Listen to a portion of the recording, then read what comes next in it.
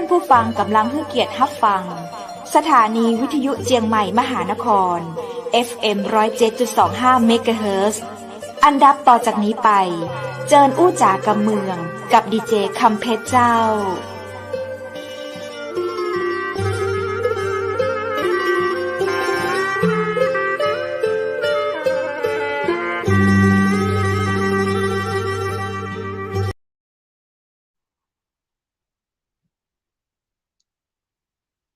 สวัสดีเจ้าสวัสดีคุณผู้ชมที่ฮักและกระเติงหาจัดนักนะเจ้ายินดีต้อนรับเข้าสู่รายการอู้จ๋ากับเมืองตังเจียงใหม่มหานครแพร่ภาพออกอากาศจากอาคารวังสิงคำอำเภอเมืองจังหวัดเชียงใหม่เจ้าคุณผู้ชมที่ฮักและกระเติงหาจัดนักนะเจ้าปีกมาว่าแรงวันพุธที่18เดือนพฤษภาคม2565วันนี้วันดีจัดนักเลยนะเจ้าได้มาอู้มาจ๋ากับเมืองตัวกันหลังจากที่เราได้กินข้าวแรงกันแล้วนะเจ้าในวันนี้นั้นข้าเจ้าดีเจคำเพชรนะเจ้าและกับทีมงานเชียงใหม่มหานครเจ้ามีเรื่องราวดีๆมาเล่าสู่กันฟังนะเจ้ามีแขก VIP ตัวนะเจ้าวันนี้นะงามกับงามเนอะก็เดี๋ยวจะให้ดีเจบูธปาเปิ้ลเข้ามานะเจ้าเดี๋ยวโอกาสนี้เฮาทักทายตังดีเจบูธคำเฮาก่อนตังกรุงเทพมหานครเป็นจะได้พ้องเจ้าดีเจบูธเจ้าสวัสดีครับสวัสดีคุณเพชรนะครับแล้วก็สวัสดีผู้ชมรายการแล้วก็ผู้ฟังรายการทางเชียงใหม่มหานครนะครับ FM 107.25 เมกะเฮิรตซ์นะครับผมวันนี้ต้องบอกก่อนว่าเป็นอีก1วันในการวิกฤตของคนกรุงเทพจริงๆครับผมเพราะว่าตั้งแต่เช้าเนี่ย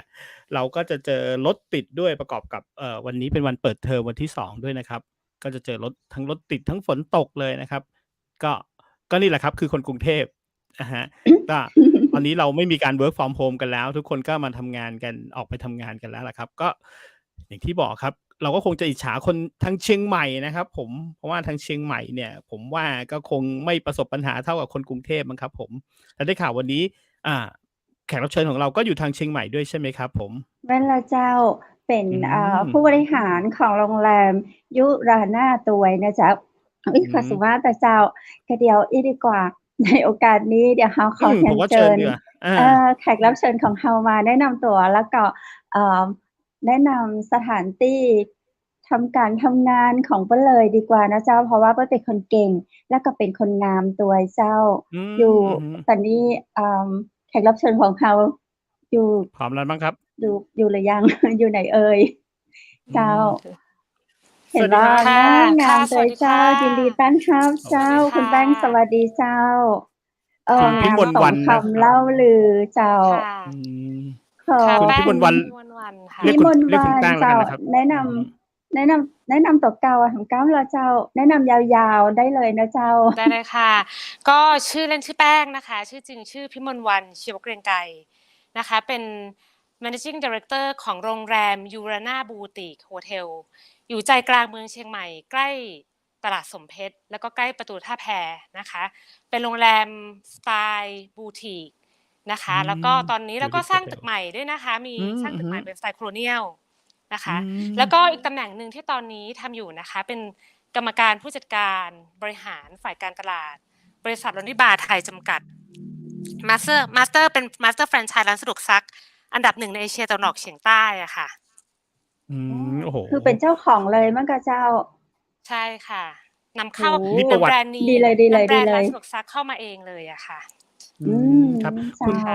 คุณแป้งครับคุณแป้งเป็นคนเชียงใหม่หรือเป็นคนจังหวัดไหนนะครับผมช่วยเล่าให้ฟังต้องเล่าให้ฟังก่อนว่าแบ็คกราวด์ที่บ้านนะคะก็จริงๆที่บ้านเนี่ยครอบครัวคุณแม่ทางคุณแม่นะคะทำบริษัทจำหน่ายเครื่องใช้ไฟฟ้าแล้วก็มอเตอร์ไซค์ในนามสหพาณิชย์นะคะแล้วก็ตัวเองเนี่ยจริงๆเกิดที่เชียงใหม่ใช่ตัวเองจริงๆเกิดที่เชียงใหม่ค่ะแล้วก็ไปโตที่กรุงเทพคุณพ่อราชการเป็นทูตพาณิชย์ที่ประเทศอเมริกาก็เลยอยู่หลายที่มากเลยค่ะอยู่คือไปโตกรุงเทพแล้วก็มีตอนที่เรียนไฮสคูลเนี่ยก็ไปโตที่อเมริกาแล้วก็กลับมาทำงานที่กรุงเทพสักพักหนึ่งแล้วคุณแม่ก็ชวนมาทำงานที่เชียงใหม่นะคะก็เลยได้มีโอกาสดูแลในส่วนของโรงแรมยูรานาบูติกอะค่ะอ๋อเจ้างามโรงแรมเปิ้ลงามเจ้ามีอย่างดีๆภายในโรงแรม ค่ะคือโรงแรม จะ เนี่ยโรงแรม ฟัง Urana Boutique เนี่ยคนเชียงใหม่ฟังแล้วอยู่ที่ไหนไม่รู้จัก แต่จริง ครั ๆ บ แล้ว ผ เนี่ ม ยถ้าย้อนเวลากลับไปก่อนโควิดนะ ครั คะ บ 3 ปีที่แล้ว ครับ ถามคนจีนรู้จักหมด ถ เลย นน ค่ะ คนเดิน เพราะว่า อ๋อ เหร เขา อครับ เคยมาถ่ายทำ Lost in Thailand ใน อ๋อ ตลาดสมเพชร หลังจากนั้นมาคนจีนเนี่ยกระหน่ำมาที่โรงแรมจนเราต้องยกตึกหนึ่งให้เป็นตึกของคนจีนเลย คนจีน อ๋อ ใช่ เหรอครั ค่ะ บผม เออ ก็อยู่ใจกลางเมืองเชี Urana ยงใหม่ Boutique อยู่ ใช่ ใจกลางเมืองเชียงใหม่นะครับผม โอ้ ใช่ โฮ อยู่ใก ถ้า ล้ อย่าง ป งี้ ระตูท่าแพเลยนะ โอ้ คะ มี โฮ สระว่ายน้ำ มีที่จอด มี รถ ภาพ มีวิดีโอประกอบให้คุณผู้ชมพอตัวก็เจ้าคุณแป้ง มีไหมครับ คุณรัน เดี๋ยว มี รู้สึก มี ว่า ค่ะ ทาง เดี๋ยว คุณแป้งจะ ได้ ส่ ส่ ง งให้ทางทีมงานแล้วนะ อา คะ อ๋อ ลอง เจ้า ดู อะฮะ ภาพได้เลยนะคะ อื เจ้า ม ครับผม Urana เอ๊ะ ก่อน Boutique ค่ะ ก่อนที่จะทีมงานจะขึ้นภาพไป Urana Boutique ก็คือตอนนี้อยู่ หมายถึงว่าอยู่ตรงประตูท่าแพเลยใช่ไหมครับ แล้ว อ ก่อน ยู่ หน้านั้นเนี่ย นัก นัก เดิ ท่ น อง เดินไปประ ค ตู รับผ ท่าม แพได้นะคะ อยู่ อื ใจกลางเมืองเชียง ม ใหม่ ใกล้ตลาดสมเพชร จริง ๆ แล้วถ้าขับ โอ้ เข้า โฮ มาในตลาดสมเพชรเนี่ยอาจจะงง อุ๊ย ตรงไหน แล้วมีโรงแรมที่ อื ข ม นาดใหญ่เนี่ยอยู่ในซอยนี้เหรอ? แต่พอเข้ามาปุ๊บจะเจอป้ายโรงแรม Urana Boutique ขับเข้า อื มาจะเป็ ม นโรงแรม แทบจะโรงแรมเดียวในละแวกนั้นเลยนะคะ ที่จะมีที่จอดรถ แล้วก็มีห อื ลายตึก ม แล้วก็มีสระว่ายน้ำบริการ อื นะคะ ม อือฮึ คุณแป้ ครั ง บผม เจ้า คำว่า Urana Boutique คือตอนแรกข้าเจ้าฟังคำว่า Urana Boutique เนี่ย นึกถึงเหมือนแบบเป็นห้าง เป็นอะหยังอีก บูติก เสื้อผ้าบูติก ในค ค่ะ วามเป็นโรงแรมนี่แปลว่าหยังอะเจ้า? จริง ๆ แล้วเนี่ยคำว่า Urana สว Boutique เนี่ย ย มาจากคุณแม่นะคะ คุณแม่คุณสุวิมล ลิ้มเมืองเลิศ เป็นคนตั้งชื่อนะคะ มาจาก European บวกล้านนา เพราะฉะนั้น อ๋ เนี่ย สไตล์การต อ๋ กแต่ อ งของโรงแรมเนี่ยก็จะเป็นสไตล์แบบยุโรป กึ่งยุโรป อา กึ่ง ยุ ล้าน โร นา ป ผสมผสานกันน่ะค่ะ อ๋อ อื นะคะ แล้ว ม ก็คือตอบโจทย์ทั้งคนไทย แล้วคน อา ต่างชาติ ๆ ไม่ว่าจะเป็นคนจีน หรือ ฝรั่งเศส หรือชาวอเมริกันน่ะค่ะ เขาก็จะชอบ ก็ ส เลย ไต เป็น ล์นี้ ที่มา เอ๊ะ เขาก็ชอบส ผ ไต ม ล์นี้อะค่ะ ผมถามนิดหนึ่งคุณแป้งครับ ตั้งแต่เริ่มแรกเลยเนี่ย สถาปนิกที่ออกแบบเนี่ยเป็นคนไทยหรือคนต่างชาติอะครับ? สถาปนิกที่ออกแบบเนี่ย ต้องบอกว่า พอ ก็ ทราบไหมครับ? โรงแรมนี้ก็ค่อนข้างนานแล้วนะคะ ก็ อ๋อ เกิดจากคุณแม่เนี่ยแหละค่ะ ต้องให้ อา เครดิตคุณแม่ ๆ ๆ เลย ๆ คุณแม่ ต้อง คุ ให้ ณ เค สุ รดิ วิมล ลิ้มเมืองเลิศเนี่ยเป็นคนออกแบบดีไซน์ ไอ ให เด ม่ ีย ทั้ง เน หม าะ ด อา นะคะ อืม ใช่ โอ้ แล้วตอนนี้อยา ใช่ อยากจะประชาสัมพั คน รั ธ์ บ ด้วยนิดหนึ่งว่า ตั้งแต่ ว่า เราเปิดโรงแรมมา แล้วก็ผ่าช่วงวิกฤตเศรษฐกิจโควิดมา เราไม่ อื เคยปิดโร ม ง ๆ แรมเลย แต่ใน ไมท่าง กลั เคยปิ บ ดเล กั ย น ครับ เราเห็นวิกฤตเป็นโอกาสในการ อื ที่ ม จะ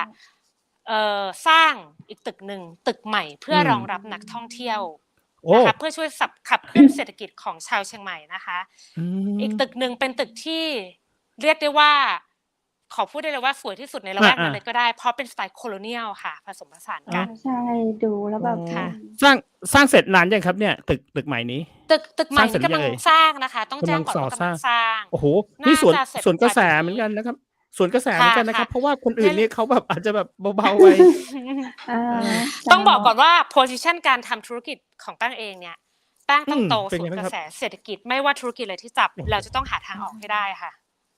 โอ้โฮ อันนี้น่าสนใจมากคุณแป้ง อย่างที่ ก็ บอ คื ก อ ค มา รับ จาก ค่ะ คือถึงแม้จะมีคุณพ่อเป็นข้าราชการชั้นผู้ใหญ่ แต่ก็มีอืคุณแม่ ม ที่เป็นนักธุรกิจ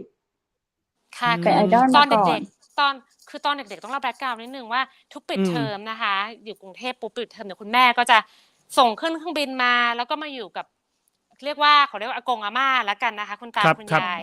ชื่อคุณสุภเลิก ลิ้มเมืองเลิศ แล้วก็คุณสุรพี อืลิ้มเมืองเลิศ ม ที่เป็นผู้ก่อตั้งสหพาณิชย์อะนะคะ อื ก็ เคย เรา เจ ก็ อท่าน ใจดี เรา ม ก็ าได้ซึมก ซับ ค่ะ ก็เราซึมซับความเป็นนักธุรกิจจากท่าน อืตอนเด็ก ม ๆ เราก็จะเห็นท่านคุยธุรกิจ แล้วก็คุย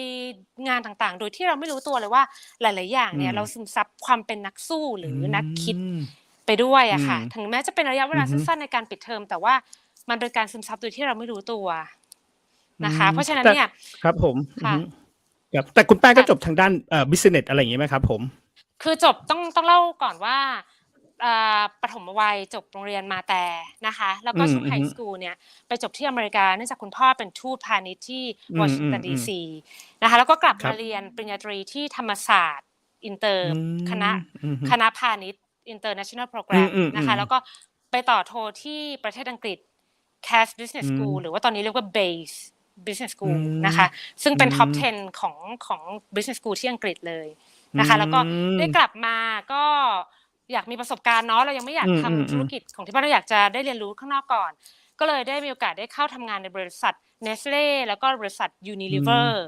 นะคะสายการตลาดมาตลอดค่ะอ๋อเป็นสายมาร์เก็ตติ้งมาตลอดเลยนะครับสายมาร์เก็ตติ้งมาตลอดเพราะว่าเราเรียนทางนี้มาตลอดแล้วใจรักครับผมแล้วก็พอหลังจากใช้เวลาทำงานที่อื่นกี่ปีครับผมกว่าที่แบบจะเข้ามาดูแลกิจการของทางโรงแรมของทางบ้านเราน่าจะประมาณถ้ารวม Nestle เคยทำ Nestle Foremost แล้วก็ที่สุดท้ายที่นานที่สุด5ปีเนี่ย Unilever ถ้ารวมกันแล้วก็ประมาณ8ปีก่อนที่เราจะเข้ามาทำธุรกิจของที่บ้านนะคะที่โรงแรมครับผมแล้วตอนทำงานที่นู่นแบบทางคุณแม่แบบแหม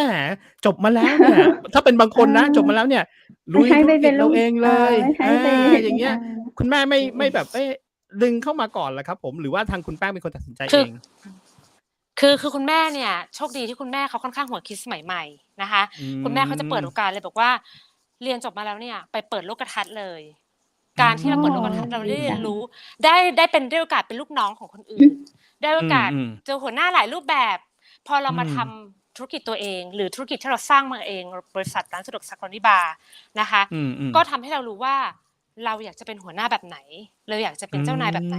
เพราะเราเคยเป็นลูกน้องคนอื่นแล้วเรารู้ว่าการถูก treat ยังไงเป็นรู้สึกยังไงนะคะเพราะฉะนั้นเนี่ยก็ต้องขอบคุณเลยที่คุณแม่เนี่ยเป็นคนที่วิสัยทัศน์กว้างไกลแล้วก็ให้โอกาสลูกเสมอไม่เคยปิดกั้นไม่เคยบังคับเลยอะค่ะก็จะมีที่โอเคเราทำที่กรุงเทพได้ประมาณ8ปีนะคะเราก็รู้สึกว่าโอเคเราเรียนรู้ค่อนข้างเยอะแล้วและประกอบกับจังหวะนั้นเนี่ยคุณแม่บอกว่าถ้าอยากจะมาลองช่วยทำที่เชียงใหม่ก็จะเป็นอะไรที่คุณแม่ก็ดีใจแล้วก็โอเคเราเก็บเกี่ยวประสบการณ์ข้างนอกมาค่อนข้างเยอะละก็เลยกลับมาช่วยที่บ้านนะคะค่ะก็เป็นในส่วนของโรงแรมยูรานาบูติกเนี่ยค่ะแล้วกลับมาเริ่มต้นที่เชียงใหม่คุณแป้งเริ่มต้นจะได้เจ้าก็เริ่มต้นในส่วนของจริงๆแล้วในส่วนของตำแหน่ง General Manager GM นะคะหรือเขาเรียกกันว่า General Bay ก็ได้นะอะไรประมาณนั้นครับผมแล้วเดี๋ยวนะขอย้อนกลับไปตอนที่คุณแป้งไปทำงานที่บริษัทอื่นซึ่งไม่ใช่ของเราเนี่ยคือมันเป็นการตลาดเรื่องของสินค้าการค้าการขายมันก็จะแตกต่างกับงานโรงแรมอยู่นะเจ้าใช่แต่ว่าอย่างนึงเลยต้องบอกว่าอันนี้ป้าอยากแชร์เลยนะคะว่าเด็กจบใหม่เนี่ยอย่าเพิ่งเริ่มธุรกิจตัวเองคุณลองไปทำในองค์กรใหญ่ๆก่อนไปลองเป็นลูกน้องหลายๆคนเจอเจ้านายหลายๆแบบก่อนนะคะเพื่อที่จะได้รู้ว่าเป็นยังไงแล้วข้อดีของการที่ป้าได้มีโอกาสไปจอยบริษัท Unilever เนี่ยเป็นบริษัทอังกฤษนะคะแล้วก็เป็นบริษัทที่เก่ง consumer product พวก Sunsilk Breeze Omo Sunlight อย่างเงี้ยค่ะซึ่งเป็น ของ consumer product ที่การตลาดเขาลีดแล้วก็นำไวมากเขาเปิดโอกาสให้เราเนี่ยที่จบใหม่ๆเนี่ยโยนบัดเจ็ตให้ก้อนนึงไปลุยเองเลยคือเปิดโอกาสให้เราได้มีความเป็น entrepreneur มีเปิดโอกาสให้เรามีความเป็นนักธุรกิจด้วยตัวเราเองเพราะฉะนั้นเนี่ยสกิลพวกนั้นพอเราออกมาทุกวันนี้ยังขอบคุณประสบการณ์เก่าๆที่เราเคยผ่านมาขอบคุณหัวหน้าที่เราเคยเป็นลูกน้องเขาแล้วเขาบีบคั้นเราหรือว่าเพราะสิ่งเหล่านั้นเนี่ยค่ะมันมาทำให้หล่อหลอมให้เราเนี่ยเป็นเราทุกวันนี้และทำให้เราเนี่ยทำธุรกิจได้อย่างไม่ยอมแพ้ง่ายๆแล้วก็รู้ว่าต้องจัดการแต่เรื่องอย่างไรนะคะอันนี้คือฝากไว้เลยว่าท่านใดที่มีลูกหลานแล้วก็คิดว่าจบแล้วต้องมาทำงานเลยทันทีอย่าพึ่งนะคะให้เขาไปเรียนรู้เปิดโลกข้างนอกให้มากที่สุดครับคุณแป้งครับอันเนี้ยไม่ถามเลยจะไม่ได้เลยอย่างที่บอกว่าโอเคพอเข้ามาที่โรงแรมเนี่ยครับยูเรนาบูติกโฮเทลรีสอร์ทเนี่ยนะครับผมพอเข้ามาแล้วเนี่ยมันยากไหมในการที่โอ้โหอันนึงเลยเนี่ยเราต้องเป็นลูกสาวเจ้าของเนี่ยแล้วผมว่าคนที่โรงแรมเนี่ยเยอะมากนะเราก็คือตัวแป้งเองเนี่ยแป้งก็ตอนแรกมาเนี่ยตอนแรกยอมรับเลยนะคะด้วยความเป็นโอเคฉันจบนักเรียนนอกและฉันไฟแรงมากฉันมาจากบริษัทที่เป็นองค์กรบริษัทฝรั่งที่มาเป็นฝรั่งทำอะไรเป๊ะตรงเวลาพูดอะไรเนี่ยก็พูดตรงว่าตรงแต่จบไม่ดราม่าแต่พอมาเจอขอโทษนะพอเจอคนเชียงใหม่ทำงานคนเชียงใหม่ตอนแรกรู้สึกว่ามันไม่ได้ดั่งใจเลยสักคนรู้สึกว่าโกรธมากปี๊ดมากด้วยความไฟแรงของเราแต่สุดท้ายแล้วเนี่ยก็มาตกผลึกที่ว่าพนักงานทุกคนนี่แหละค่ะเป็นครูที่ดีสุดของแป้งเพราะว่าเราต้องเรียนรู้ว่าการที่เราประสบความสำเร็จแต่ละที่เนี่ยตัวเราต้องปรับให้เข้ากับสถานการณ์เราต้องทำตัวเป็นน้ำนะคะเราต้อง สมมติว่าเราต้องการจะให้ประสบความสำเร็จในเรื่องใดเรื่องหนึ่งเนี่ยค่ะเราต้องดูว่าสภาพแวดล้อมเขาเป็นยังไงบุคคลแต่ละบุคคลในแต่ละหน้าที่เนี่ยเนเจอร์หรือว่าสไตล์คนเชียงใหม่อาจจะซอฟต์ใจเย็นหน่อยใช่ไหมคะพูดช้าๆหน่อยใจเย็นแต่แป้งมันพูดเร็วทำเร็วคิดเลยคิดปุ๊บทำปั๊บอะไรอย่างเงี้ยค่ะพอเราทำงานตอนแรกต้องยอมรับเลยว่าช่วงแรกมาทำงานธุรกิจที่บ้านใจร้อนมากแล้วก็ทุกอย่างต้องเป๊ะๆแล้วก็หงุดหงิดแต่ตอนสุดท้ายพอปีผ่านๆไปเราเรียนรู้แล้วว่าอย่างนี้ไม่ใช่สูตรความสำเร็จในการที่บริหารองค์กรเราจะต้องถอยกลับมา2 ก้าวแล้วก็มองแล้วเราก็ทำตัวให้เป็นน้ำแล้วก็หาวิธีที่จะดีลกับคนแต่ละคนละสไตล์แต่ละบุคคล มองข้อดีของพนักงานแต่ละคนให้ออกแล้วก็ดึงศักยภาพของเขามาใช้ให้เกิดประโยชน์สูงสุดนะคะก็เลยคิดว่าตอนนี้ก็เลยพอผ่านมาประมาณ3 ปีก็เลยอยู่ตัวในการที่อยู่เชียงใหม่แล้วก็แฮปปี้มากในการอยู่เชียงใหม่ค่ะโอ้โหอันนี้ที่คุณแป้งพูดเนี่ยผมว่าน่าสนใจใช้สติเนาะใช้สติในการทำงานทุกนาทีที่ทำแล้วก็ปฏิบัติต่อคนอื่นเจ้าแล้วเวลาปัญหาเกิดขึ้นเนี่ยเจ้าคือเวลาปัญหาเกิดขึ้นเราอย่างตอนแรกเรากลับไปทำงานที่บ้านเราจะใจร้อนใช่ไหมคะว่าแบบด้วยความโอ๊ยฉันเคยอยู่ตำแหน่งใหญ่โตในบริษัทใหญ่นะต้องอย่างนี้แต่พอมาทำเองพอเราได้ถอย2 สเต็ปแล้วเราได้มองถอยแล้วก็กลับมามองภาพรวมแล้วเราปรับให้เข้ากับพนักงานปรับให้เข้ากับจังหวัดหรือความเป็นเชียงใหม่มันก็แฮปปี้ใจแล้วก็มีความสุขมากขึ้นและเราก็มีความสุขในการทำงานแล้วเราก็รู้ช่องทางในการที่จะดึงพนักงานให้เหมือนกับเป็นพาร์ทเนอร์เราให้เหมือนกับเป็นครอบครัวเดียวกับเราในการเติบโตค่ะนะคะถึงแม้แบบว่าในยุคโควิดอย่างเงี้ยในยุคโควิดเนี่ยเราก็คุยกับพนักงานขอความร่วมมือกันอย่างไม่มีดราม่าไม่มีอะไรได้นะคะก็เนื่องจากว่าจากการที่เรามองว่าพนักงานก็คือพาร์ทเนอร์ก็คือโอ้โหเหมือนเป็นคนในครอบครัวค่ะครับโอ้โหนี่ที่คุณแป้งพูดเนี่ยผมว่าหลายๆคนเนี่ยเอาไปใช้ได้เลยนะครับผมไม่ว่าจะเป็นอย่างที่บอกเรื่องแรกก่อนเลยคุณจบมาไงก็แล้วแต่เด็กจบมาใหม่แล้วก็แต่เนี่ยธุรกิจพ่อแม่คุณแบบใหญ่โตแต่คุณต้องไปลองเรียนรู้ข้างนอกก่อนนะครับลองไปเรียนรู้กับเจ้านายข้างนอกก่อนแล้วพอคุณกลับมาปุ๊บเนี่ยผมชอบคำที่คุณแป้งพูดมากลองถอย2 ก้าวลองถอย2 ก้าวนะแล้วก็ลองเรียนรู้ไปกับเขาอย่างเงี้ยนะครับผมว่าตรงนี้ได้อย่างนี้ถามนิดนึงครับคุณแป้งในส่วนของโรงแรมเนี่ยผมเข้าใจเลยนะเพราะว่าโรงแรมเนี่ยคุณแป้งปัญหาไหนที่มันหนักสุดระหว่างปัญหาเรื่องคนกับปัญหาเรื่องสถานที่อย่างเงี้ยคือสถานที่หรือว่าอุปกรณ์เครื่องมือต่างเนี่ยเราต้องแก้ปัญหาด้วยคนต้องแก้ปัญหาด้วย2 อย่างเนี้ยบาลานซ์กันยังไงครับผมเรื่องของโรงแรมมาเหรอคะใช่เรื่องของแบบตัวอาคารอุปกรณ์ด้วยหัวใจของโรงแรมเนี่ยแปลว่าเป็นปัญหาในธุรกิจอะค่ะเรื่องคนเนี่ยเป็นอะไรที่ปวดหัวที่สุดนะคะเพราะว่าในทุกที่จะมีการแบ่งภาคแบ่งพวกเองหรือโรงแรมเนี่ยพูดได้เลยว่าจุกจิกมากตอนแรกแป้งเริ่มเข้ามาทำงานในโรงแรมอย่างนึงที่แป้งต้องเรียนรู้เลยว่าแป้งต้องลองเข้าไปอยู่ในแต่ละแผนกก่อนเข้าไปอินในแต่ละแผนกก่อนเจาะลึกถึงรากเลยว่าแผนกช่างเป็นยังไงระบบเป็นยังไงแผนกบัญชีเป็นยังไงระบบเป็นยังไงหน้าฟรอนต์เป็นยังไงระบบเป็นยังไงแม่บ้านเป็นยังไงพอเราเข้าใจซิสเต็มทั้งหมดเราค่อยๆปรับเปลี่ยนนะคะในแต่ละจุดแน่นอนอยู่แล้วโรงแรมเป็นอะไรที่ธุรกิจที่จุกจิกไหนจะ customer complain หรืออะไรแล้วเดี๋ยวนี้ยิ่งมีในส่วนของออนไลน์นะโซเชียลมีอะไรก็โพสต์มีอะไรก็ขู่โพสต์อย่างเงี้ยเพราะฉะนั้นเนี่ยในช่วงแรกๆบางทีแป้งเอาตัวเองเข้าไปเลยมีปัญหาลูกค้าฝรั่งโวยวายแป้งให้เขาคอมเพลนกับตัวแป้งก่อนเลยเพื่อเป็นการบั่นทอนอารมณ์ที่ร้อนเพื่อที่จะตอบโจทย์ให้เขาประทับใจแทนที่เขาจะไปเขียนด่าในออนไลน์พอเขาเจอผู้บริหารที่เข้าถึงปัญหาแล้วก็ยอมรับความผิดพลาดเขาก็ยินดีที่จะเขียนคอมเพลนในกระดาษแทนที่จะลงในสื่ออย่างเงี้ยค่ะนี่ก็เป็นอีกวิธีหนึ่งนะคะเพราะโรงแรมทุกที่เชื่อว่าปัญหาเรื่องคนกับปัญหาเรื่องของแอร์เสียน้ำรั่วหรือเรื่องตึกยังไงยิ่งนานก็ยิ่งจุกจิกมากขึ้นอันนี้มีอยู่แล้วนะคะที่โรงแรมนี่มีพนักงานทั้งหมดประมาณกี่ท่านได้ครับต้องแจ้งตรงว่าก่อนโควิดแล้วก็มีประมาณ50 ท่านนะคะแล้วก็แต่ตอนนี้ก็เหลืออยู่ประมาณ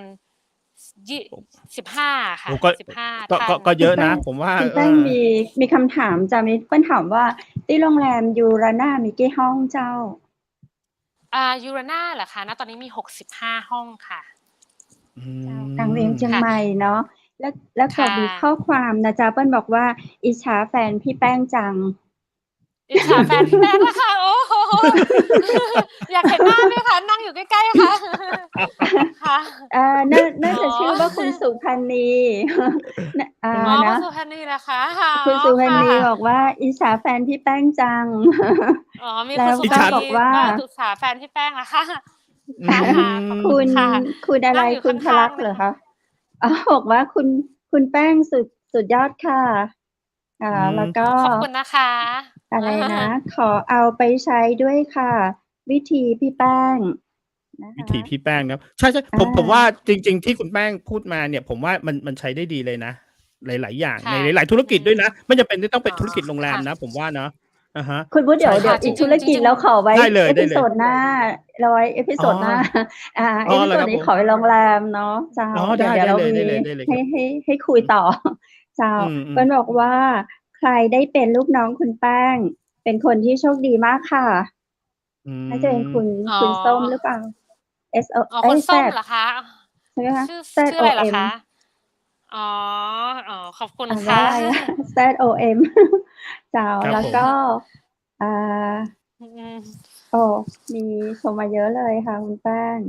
อ๋อ มีคนส่งข้อความมาเยอะ ค อ๋ รั อ บผม ขอบคุณ นี่เป็น มากๆ เลย หมาย ค่ะ ลูกค้า ครับ โรงแรมคือกลุ่มไหนคะ อันนี้เป็นคำถามแล้วเจ้า ก็เป้าหมายลูกค้าจริง ๆ แล้วเนี่ยอย่างที่ต้องเรียนว่าก่อนโควิดเนี่ย ค อื น ม เชียงใหม่แทบไม่รู้จักโรงแรม Riverina แต่เป็นคนจีนทั้งตึก จนเรา อื ต้องแยกเป็นตึก ม คนจีน แล้วก็ อื ตึก ม ตึก ม คนจีนกับตึกฝรั่งเศสนะคะ ฝรั่งเศสก็ อ๋อ ค่อนข้างเยอะ ทุกวันนี้ยังมีลูกค้าประจำฝรั่งเศสทัก LINE ส่วนตัวแป้งมาเลยเฟซบุ๊กส่วนตัวว่าตอนเนี้ยจะไปพักแล้วนะ อัดอั้นมาหลายปีมาก กรุง เมืองไทยเปิดแล้วดีใจมาก อื เงี้ยค่ะ ม ๆๆ ก็เลยก็เป็นกลุ่มที่แป้งคิดว่าเดี๋ยวจะกลับมาแน่นอน แล้ว จั กลั ด บมา ให้ คราวนี้ไม่ธรรมดา กลับมาด้วยตึก อืม ใหม่ไฉไลกว่าเดิมค่ะ โอ้ ด้วย โฮ Deep สุด Colonial ยอด คือ ค่ะ ในความแตกต่างของคนยุโรปอย่างฝรั่งเศสเนาะ แล้วก็คนจีน เอเชียเราเนี่ย จะมีความแตกต่างกันนักกว่าเจ้าคุณแป้ง ความเป็น พฤติกรรม ความ พฤ เง ติกรรี ม ย แต บ กต่าง อ๋อ อย่างคน เจ้า จีนนะคะ คนจีนเขาจะแบ ชอบบ ค ว่ วาม า สนุก เขาชอบ ร่าเริ ควาง มสนุก แล้วเขาก็ อืม มาถึงเขาจะต้องมีอย่างแรกเลยนะต้องมีที่ตักผ้า อืม อ๋อ นะคะ ต้อ เห ง รอ มี ครับ ที่ตัก เจ้า ผ้า เขา โอ้ จะ เขา ชอบ ชอบ ซัก แสง ผ้า แด เอ ด งค่ะ แล้วก็ชอบ อ๋อ แสงแดด ชอบตากผ้าเอง แล้วก็จะแบบ คือตึกใหม่เราที่เราทำเนี่ย อื เรา ม ตอบโจทย์ทุกชาติเลยค่ะ ทั้งคนจี โอ้ นอยากตากผ้าก็มี ฝรั่งเศสชอบเงียบ ๆ เป็นคอร์เนอร์ในการที่ฉันได้อยู่ไพรเวตเงียบ ๆ อ่านหนังสือก็มี อื ค่ะ ม เจ้า นะ เพราะฉะนั้นเนี่ อื ยแป้งมอง ม ว่าหลังจากโควิดแล้วเนี่ย พอประเทศเปิดปุ๊บ แขกกลุ่ม อื นี้ ม จะเริ่มกลับมาแล้ว เพราะว่าหลายคนที่เป็นลูกค้าประจำแป้งเนี่ยก็ทักมาในเฟซบุ๊กส่วนตัว โดยเฉพาะคนฝรั่งเศส แล้วก็คน อืม อังกฤษนะคะ ก็จะกลับมา แต่ชาติจีนเนี่ยแป้งคิดว่ามันอยู่ที่นโยบายของประเทศเขา ของ เพราะ ประ เท่า เทศ ที่ เขา ทราบ เนาะ มาว่ายังไม่ได้เปิดเต็มตัวเท่าไรนะคะ อื แต่ที่แน่ ๆ ยุโร ม ปเนี่ยกลับมาประเทศแรกแน่นอน ครับ นะคะ ครับ ครับ แล้ นี่ ว เร ต า อน ดู นี้ คุ ถา ณ มนิด แป้ หนึ่ ง ง คุณแป้งบอกว่า ครับ ถอยไปกับ 29 ใช่ไหม แต่เราดูในความมีพลังของคุณแป้งยังมีเยอะมาก ยังรู้สึกว่าเพิ่งมา เพิ่งมาได้ ขอบ 2 ค วั ุ น ณ ยังมีความเป็นไฟแรงมาก ๆ เล อื ย อะไรเงี้ย ยั ม งแบบ โอ้โฮ แอกทิฟอยู่ คุณแป้งยังมีความประทับใจอะหยังที่แบบอยากจะเล่าให้เราฟัง ในการมา คือ เป็น ความประทับใจ เมเนเจอร์ของ ในการ Riverina เป็น manager เจ้า ของโรงแรม อันนี้คืออยากจะพูดแต่ในส่วนของโรงแรม ใช่ไหมคะ พอดี เจ้า ว่าจ ครั ริ บ ง ๆ แล้วเนี่ยแป้งมีอีกธุรกิจหนึ่งที่เรียกว่าเป็นธุรกิจส่วนตัวแล้วกันนะคะ เจ เนื่ ้า องจากว่าเป็นคนที่อย่างหนึ่งเลยแป้งเลยเป็นคนมองหาโอกาสเสมอ อื นะคะ ม จริง ๆ แล้วส่วนตัวเนี่ยเคยมีคนถามแป้ง สัมภาษณ์แป้งนะว่า ใจตัวเองเนี่ยรักธุรกิจหรือชอบอะไร อื ส่วนตัว ม เนี่ยชอบเรื่อง health เรื่ อ๋ อง อ สุขภาพเรื่องวิตามิ เรื่ น อง ดูแล เพราะคนรอบข้างเนี่ยจะคอยจัดวิตามินให้เลยว่า เฮ้ย ป้องกันโควิดนู่นนี่นั่น แล้วก็จะเป็นคนบำรุงตัวเอง จะต้องออกกำลังกาย อะไรอย่างเงี้ยค่ะ เพราะว่า อื พอเราออก ม กำลังกายเรามีพลังในคร สดั ดชื่น แล้วก็คิดอะไรหลาย ๆ อย่างออกนะคะ แต่ว่าจริง ๆ แล้วเนี่ยธุรกิจอะไรก็ได้ที่เป็นธุรกิจที่เป็นโอกาสเราในช่วงนั้น ๆ แป้งคว้า อื ไว้ ม แป้งมองเห็นโอกาส อื แล้วแป้งรีบท ม ำ ไม่ปล่อย อืม ให้ลอยไป แป้งจะรีบทำทันที ททท. นี่เป็นคติพจน์ของแป้งเลยนะคะ ท อ ท ย่าง ท ตอน คือ ทำโรง ท แร ท ม ท ทท ท คื ไม่ อ ใช่การ ย่ ท่ อ อง มา เที่ จาก ยว คำว่า ท่องเที่ยวไทย ท นะคะ ไม่ใช่การท่อง ทำ เที่ยวไทยนะ แต่ว่าทำทันที ทำทัน ค่ะ อ๋อ อ๋อ ครับผม ค่ะ ก็ ทำ คื ทั อน อย่าง ที ขออนุญาต ทท เกริ่นถึงธุรกิจนี้นิดหนึ่งแล้วกัน อื นะคะ ว่า ม เจ้า ๆ ตอน ๆ เชิญ นั้ เล น ย เรา ครับ ทำโรงแรมเนาะ แล้วเราก็เห็นโอกาสว่าแบบว่า อุ๊ย จริง ๆ นักท่องเที่ยวเนี่ยเขาซักผ้าเองก็เยอะ แล้วก็ส่ง อื ผ้าม ซักข้างนอกก็ค่อนข้างแพง เราก็ อื เลย ม ลองเอาเช่าที่โรงแรมของตัวเองอืม นะคะ คอร์เนอร์หนึ่ง ซื้อเครื่องซักผ้าจากบริษัท ที่บ้านสหพาณิชย์เชียงใหม่นะคะ จ้ะ ซื้อเครื่องซักผ้าหยอดเหรียญมาวางเป็นตู้โอ้โหไปได้ดีมากค่ะลูกค้าซักเยอะมากซักโดยเฉพาะลูกค้าที่เป็นฝรั่งเศสที่อยู่ลองสเตย์เป็นอาทิตย์2 อาทิตย์เขาก็ซักแล้วทำไมมันได้เงินโดยที่เราไม่ต้องเฝ้าเลยอ่ะทำไมสบายจังเลยแล้วแต่ว่าโอเคในเรื่องในการที่เราใช้เครื่องซักผ้าหยอดเหรียญแบบบ้านเนี่ยมาติดกล่องหยอดเหรียญเป็นเชิงพาณิชย์เนี่ยก็ต้องยอมรับเหมือนกันว่าเสียบ่อยและบวกกับที่เราก็ชอบไปเดินงานแฟร์กับสามีนะคะแล้วเราก็ไปเดินงานแฟร์แล้วก็ศึกษาว่าทำไมธุรกิจร้านสะดวกซักเนี่ยมันโตดีมากเราก็เลยศึกษาอย่างละเอียดอย่างตั้งใจเลยนะคะแล้วก็เห็นว่าธุรกิจร้านสะดวกซักที่โตแล้วก็ใหญ่มูลค่าธุรกิจใหญ่ที่สุดเป็นหมื่นล้านเนี่ยอยู่ที่ประเทศมาเลเซียบอกแฟนเลยค่ะว่าเดือนหน้าเราบินไปดูงานกันรวดเร็วขนาดนั้นเลยใจร้อนมากค่ะบินไปดูงานกับสามีเลยแล้วก็ไปคุยกับท็อปแบรนด์ที่ใหญ่ที่สุดในมาเลเซีย3 แบรนด์นะคะแล้วก็ทุกวันนี้ก็นำเข้าแบรนด์ที่ใหญ่ที่สุดอันดับ1ในเอเชียตะวันออกเฉียงใต้มาประเทศไทยซึ่งตอนนี้ก็มีกว่า750 สาขาทั่วโลกและ160 สาขาในประเทศไทยแล้วก็เติบโตเรื่อยๆก็เป็นอีกหนึ่งธุรกิจที่ฝ่าวิกฤตโควิดเหมือนกันนะคะแล้วก็บอกชื่อแบรนด์ได้ไหมครับบอกชื่อแบรนด์ได้ไหมแบรนด์ชื่อว่า Laundry Bar นะคะร้าน Laundry Bar ก็ภายใต้อันนี้คือเป็นแฟรนไชส์ของคุณแป้งเองเป็นเราเรียกว่าเราเป็น master franchise แล้วกันแล้วเอาโน้ตฮาวจากทางแบรนด์เป็นต้องบอกก่อนว่าตอนนั้นที่เวลาเราไปต่างประเทศไปนำธุรกิจอะไรเข้ามาเนี่ยแป้งไปทำตัวเป็นแง่ผู้บริโภคก่อนเพราะเราสายการตลาดใช่ไหมคะเราไปดูเลยว่าธุรกิจร้านสะดวกซักที่มาเลเซียเนี่ยมีเยอะมากนะคะก้าวไกลกว่าเมืองไทยไป5 ปีมีร้านสะดวกซักมัน10 แบรนด์ชนหน้ากันแป้งไปดูตลาดเลยนะคะว่าร้านไหนที่ลูกค้าเข้าเยอะสุดแล้วแป้งก็ไปนั่งดูไปสังเกตเลยว่าทำไมเขาถึงเข้าแบรนด์นี้เยอะสุดไปแม่ก็ทั้งนั่งถามเขาว่าแบรนด์อื่นก็นั่นก็มีตั้งเยอะแยะราคาเท่ากันทำไมถึงเลือกแบรนด์นี้นะคะก็เลยสรุปว่าแบรนด์ Laundry Bar เป็นแบรนด์ที่มีจุดขายชัดเจนและยั่งยืนด้วยนวัตกรรมมีเครื่องจ่ายน้ำยาซักผ้าปรับเพิ่มราคาเชื้อฟรีนะคะโดยตอบโจทย์ในยุคโควิดพอดีเลยค่ะเป็นจังหวะที่โควิดมาก็ตรงนี้ก็ตอบโจทย์พอดีเลยนะคะก็เลยอยากดูว่าแบบนี้เมื่อกี้ยังไม่ได้โชว์รูปโรงแรมเลยนะคะโรงแรมสวยนะคะขอกลับไปโชว์รูปโรงแรมด้วยนะคะตอนนี้เราจะกลับไปที่โรงแรมหรือว่าเราจะคุยเรื่องแฟรนไชส์ต่อคืออันนี้ขอเล่าเกริ่นแล้วกันอันนี้ขอเล่าให้ฟังหน่อยแล้วกันว่าในส่วนของตรงเนี้ยปีที่แล้วเนี่ยตั้งได้รับ2 รางวัลที่ภูมิใจมากๆเลยเรื่องแรกก็คือรางวัลแฟรนไชส์ยอดเยี่ยมนะคะจากกรมพัฒนาธุรกิจการค้ากระทรวงพาณิชย์นะคะซึ่งไม่ได้มาง่ายๆเพราะว่าต้องผ่านการคัดลอกถึง4 ครั้งนะคะแล้วก็ในส่วนตัวเองก็ได้รับรางวัลบุคคลคุณภาพแห่งปีจากกสวทนะก็รู้สึกว่าเป็นเกียรติมากอะไรนะคะย่อมาจากอะไรนะเจ้ากสวทย่อมาจากกระทรวงทราบมาว่าเป็นกระทรวงวิทยาศาสตร์และเทคโนโลยีนะคะครับผมนะคะที่ได้รับรางวัลบุคคลคุณภาพด้านธุรกิจพาณิชย์นะคะซึ่งก็ต้องผ่านการคัดเลือกมีการสอบถามในเรื่องของทัศนคติในการดำเนินชีวิตครอบครัวในการทำงานเรามองการทำงานเป็นยังไงเราปกครองลูกน้องยังไงอะไรอย่างนี้นะคะแต่ว่าในส่วนของโรงแรมก็ได้รางวัลนะคะที่ผ่านมาเป็น Agoda Prefer โรงแรมนะคะแล้วก็ Expedia โรงแรม อันนี้เป็น Booking.com จากพาร์ทเนอร์ทั้งหมดเราได้รับทั้งหมดเลยนะคะก็อันนี้ต้องบอกก่อนว่าก่อนโควิดนะเพราะในช่วงโควิดเองก็เข้าใจว่าทุกโรงแรมก็ drop ไปบางโรงแรมก็ปิดตัวไปแต่เราไม่ได้ปิดโรงแรมค่ะครับผมโอ้โหอันนี้รางวัลอะไรครับเนี่ยที่โชว์อยู่ในภาพนี้อันนี้เป็นรางวัลจากกสวทกระทรวงวิทยาศาสตร์และเทคโนโลยีนะคะเป็นรางวัลอันนี้คือได้รับรางวัลแฟรนไชส์ใช่ไหมไม่ใช่ค่ะเป็นรางวัลบุคคลคุณภาพแห่งปี2021จากคณะองคมนตรีอะค่ะครับผมจากองคมนตรีเลยนะคะตอนนี้รางวัลแล้วเราย้อนกลับไปโรงแรมอีกทีนึงได้ไหมครับอยากให้คุณแป้งเล่าถึงโรงแรมหน่อยว่าโรงแรมเนี่ยครับตอนสิ่งที่ลูกค้าเคยบอกสะท้อนออกมาว่าประทับใจนะครับผมว่าโอเคเขาประทับใจเราเคยได้ยินไหมครับว่าเขาพูดถึงโรงแรมเราว่ายังไงบ้างครับขึ้นภาพไปให้ดูด้วยนะครับผม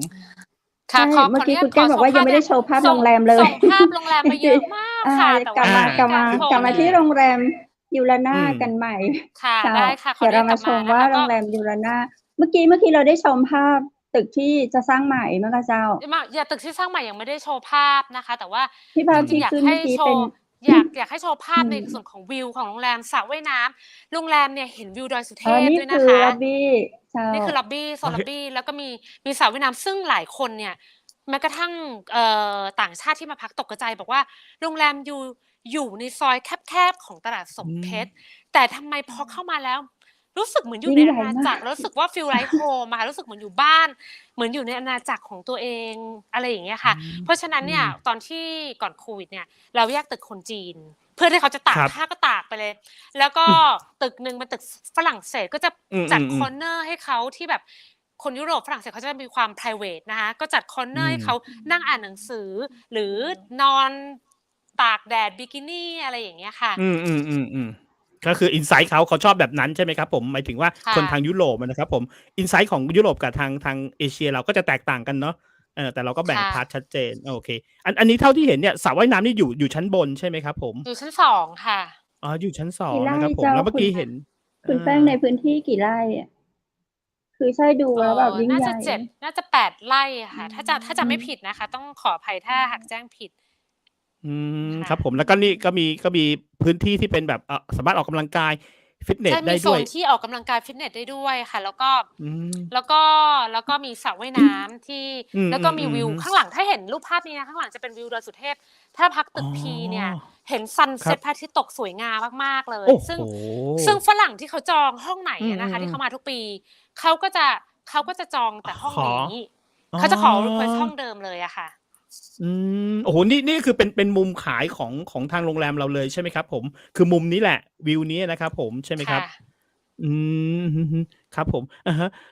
เอ๊ะ คุณแป้งครับ ผมถามนิดหนึ่ง จริง ๆ แล้วคนต่างชาติ อันนี้ถามเป็นความรู้นิดหนึ่งครับ คนจีนกับทางยุโรปอะ เขาใช้เวลาประมาณกี่วันน่ะครับ? เวลาที่เขามาจองห้องพักครั้งหนึ่งอะครับ เวลาจองห้องพัก ยุโรปเนี่ยมักจะ long stay นะคะ long คน stay จีนเนี่ยาวเลย ยเขาจะ อืม นิสัยคนจีนจะชอบแบบว่าลองอยู่หลาย ๆ โรงแรม สลับไปเรื่อย ๆ อ๋อ ถูกใจปีหน้าก็กลับมา เขาจะชออ๋บอยู่เหมือนคนอ ไทยอะ สมมุติเขามา period ออาทิตย์หนึ่า ง เขาอยู่โรงแรมนี้ 3 วัน อยู่อีกโรงแรมหนึ่ง 4 วันนะคะ แต่ว่าอืม ในส่วนของยุโรปเนี่ยเขาชอบ long stay เขาจะอยู่แล้วอืเขาก็จะนั่งอ่าม นหนังสือ บางวันเขาออืม อกไปๆ ทำกิจกรรมข้างนอก ไปทำ zipline ไปทอืม ำๆ ล่องแพ แต่ว่าไปขี่ช้าง แต่บางวันเขาก็จะพักที่โรงแรม ใช้เวลา ฟัซิลิตี ที่โรงแรม นั่งอ่านหนังสือเงียบ ๆ สั่งเมอืนูเดม ิม ๆ มีคอร์เนออืร์เดิม ๆ ในม การนั่งอะค่ะ เพอราืะฉะนั้น เนเชอร์ ม ของ แขกที่มาพักเนี่ยอา แตกต่างกัน แตกต่างกันนะคนะะ ครับผม อะฮะ แล้วอย่างงี้ค่เขาะ เห็นอย่างภาพของโรงแรมเนี่ย เขาเห็น อ่า อย่างทางยุโรปเนี่ย เรามีการโพรโมต หรือมีการโฆษณาทางไหนอะครับ? นอกจากทางเว็บที่พวกแบบ Agoda หรือว่าอะไรแล้ว เรามีการเรา โฆษณาทางไหนไหมครับ? เรามีเฟซบุ๊กด้วยอะค่ะ มีเฟซอ๋บุ๊กของโรงแรมอ ด้วยนะคะ ในส่วนขอือง ม Agoda เราก็มีเป็น พาร์ตเนอร์ อยู่แล้ว ที่เป็น preferred partner ที่เคยได้รับรางวัล Agoda นะคะ แล้วก็ Expedia Booking.com อืนะคะ แล้วก็ ม ครับ TripAdvisor อันนี้เราอืมีจม อยหมดอืนะคะ ม ๆ อืแล้วก็มีม ที่ผ่านมาในช่วงโควิดเนี่ย ก็ร่วมเราเที่ยวด้วยกัน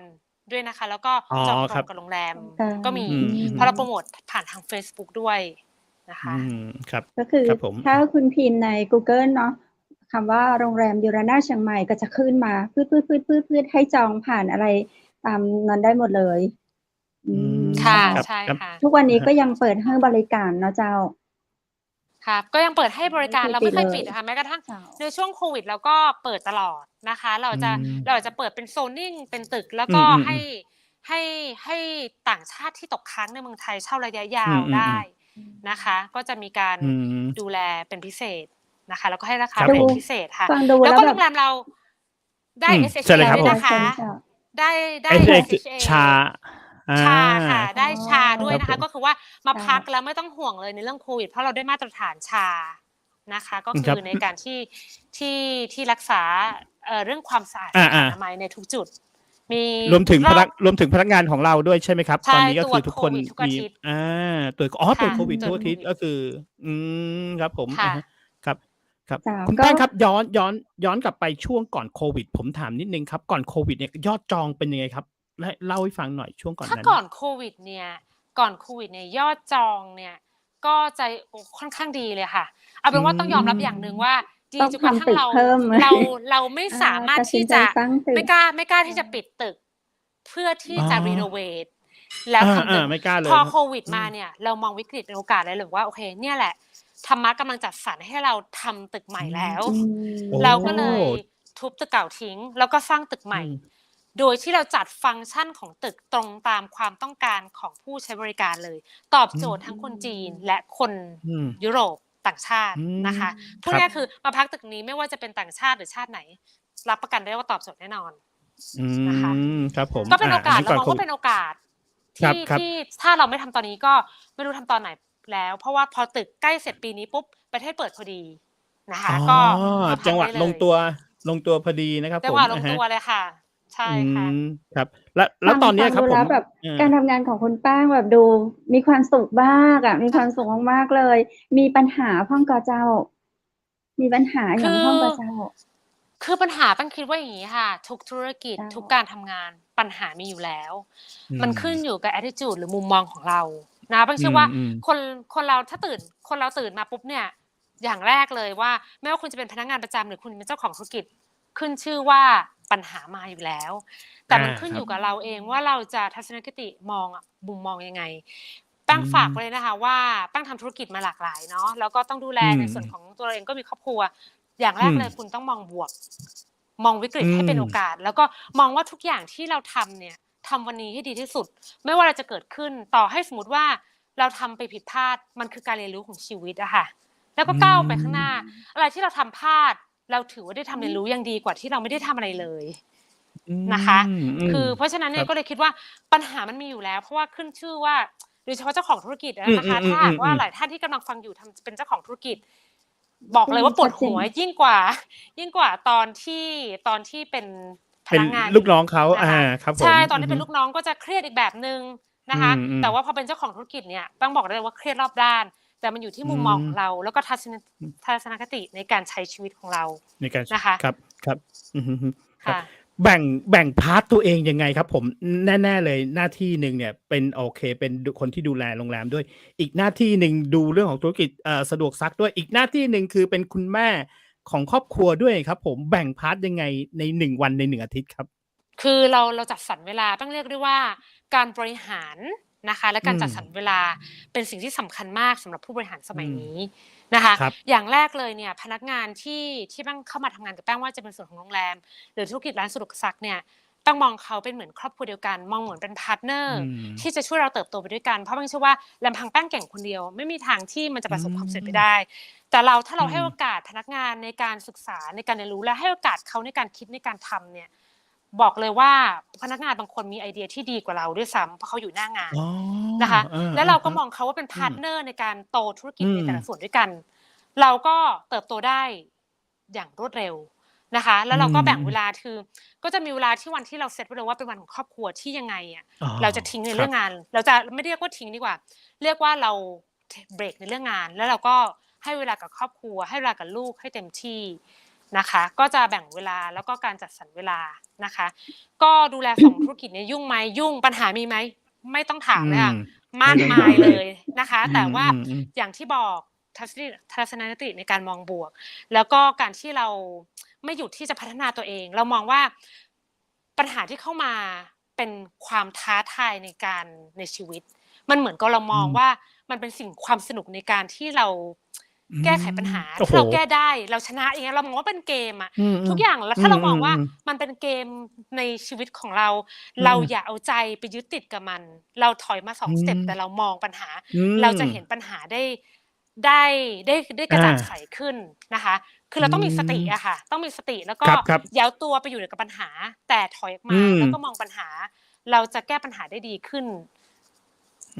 นะคะอันนี้คือคติส่วนตัวที่เราใช้มาตลอดเลยนะคะครับผมโอ้โหนี่เป็นหลักทางพุทธศาสนาเลยนะครับว่าเวลาเราเจอปัญหาเนี่ยเราอย่าไปอยู่กับปัญหาคิดไม่ออกนะครับถอยออกมาอย่างคุณแป้งบอกนะถอยออกมาสัก2 ก้าวนะครับผมใช่อาจจะประสบการณ์เจอปัญหามาเยอะแล้วไงคะก็เลยแบบโอ้โหแล้วเราก็เลยโอเคถึงจุดที่เราเรียนรู้แล้วว่าต่อให้เราเป็นตอนที่เราเป็นพนักงาน เราเจออืมในองค์กรใหญ่ๆเนี่ยเขาบังคับให้เปลี่ยนเจ้านายทุก6 เดือน reorganize ตลอดเพื่อให้เราได้รู้ว่าการเป็นลูกน้องของแต่ละคนเป็นยังไง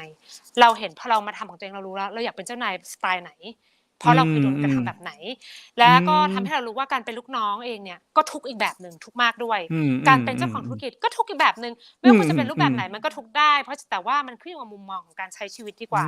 มากกว่านะคะแล้วก็เรามองชีวิตเหมือนเป็นเกม chapter นึงบางอย่างเราเจอความผิดพลาดได้รู้แล้วก็ปล่อยมันไปแล้วก็เดินหน้าต่อไปอย่างเงี้ยค่ะมันก็จนทำให้แป้งมาถึงได้ถึงทุกวันนี้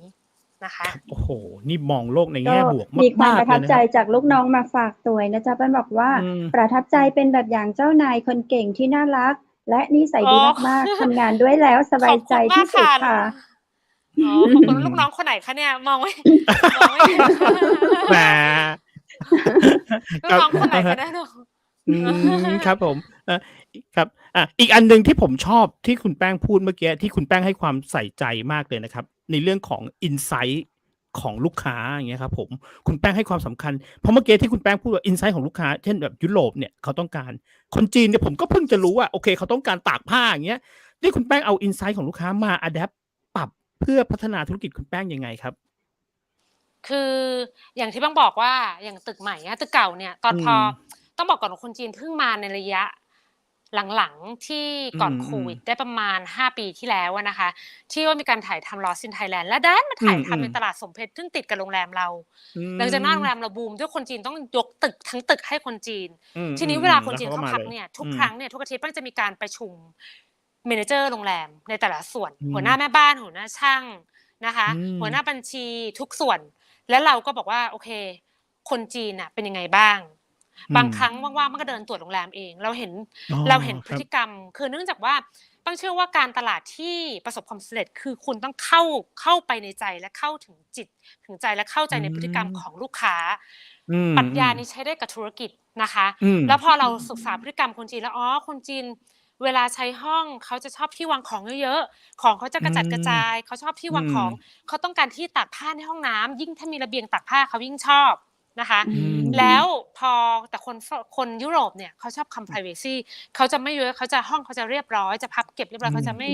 ม่ต้องการใครรบกวนมากบางทีไม่ต้องการที่ทำห้องเลยด้วยซ้ำพอเรารู้อย่างนี้แล้วเนี่ยอย่างแรกเลยที่แป้งทำกับตึกเก่านะคะปั้นแยกตึกเลยว่าโอเคคนจีนเขาจะเสียงดังเขาจะมาเป็นกรุ๊ปมาเป็นกลุ่มเขาจะเสียงดังโวยวายฝรั่งไม่ชอบถ้าฝรั่งอยู่ห้องติดกับคนจีนฝรั่งหนีเลยนะคะเพราะเขาต้องการความเงียบความ privacy เราก็เลยเอาพฤติกรรมตรงนี้มาปรับใช้ก็คือตึกนึงตั้งเป็นให้ตึกคนจีนเลยนะคะอีกตึกนึงเป็นตึกยุโรปหรือบางทีบางตึกเราปรับไม่ได้เราก็แบ่งฟลอร์ให้ชัดเจนโดยที่ make sure ว่าเขาไม่กวนกันและกันอย่างตึกใหม่ที่แป้งที่ใกล้จะเสร็จแล้วเนี่ยในสไตล์โคโลเนียลเนี่ยนะคะก็ตอบโจทย์ทั้งคนจีนแล้วก็ฝรั่งโดยแป้งจะแบ่งฟลอร์ในการขายถ้าเป็นแขกคนจีนมาถ้าสมมติประเทศเปิดจีนเข้ามาเยอะมากจริงๆเนี่ยแป้งแบ่งฟลอร์ขาย 2-3 ฟลอร์แรกเลยแล้วก็ฝรั่งเนี่ยก็แบ่งฟลอร์ที่แบบอาจจะเป็นคอร์เนอร์ที่ข้างหน้าเขามีโอกาสได้อ่านหนังสือมีโอกาสได้